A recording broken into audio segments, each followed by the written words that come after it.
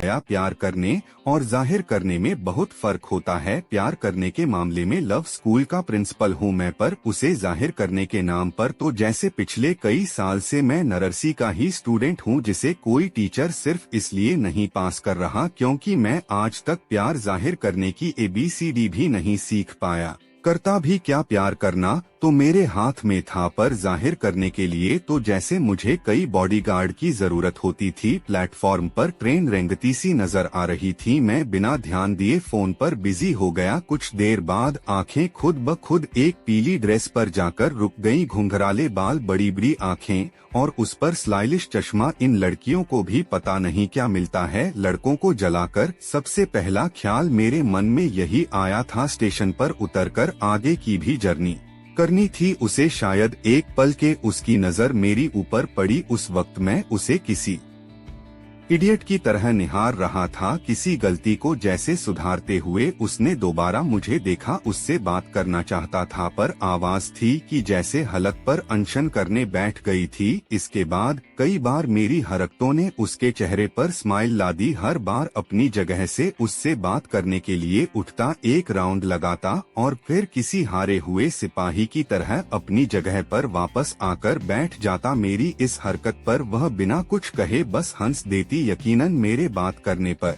वह मुझे रेस्पॉन्स देती, पर न जाने क्या था जो मुझे उससे बात करने से रोकता रहा। इजहार में जो आवाज वहाँ निकलनी चाहिए थी वह यहाँ निकाल रहा हूँ, ताकि अगर वह फिर कहीं मिले तो मेरी रिहर्सल हो जाए।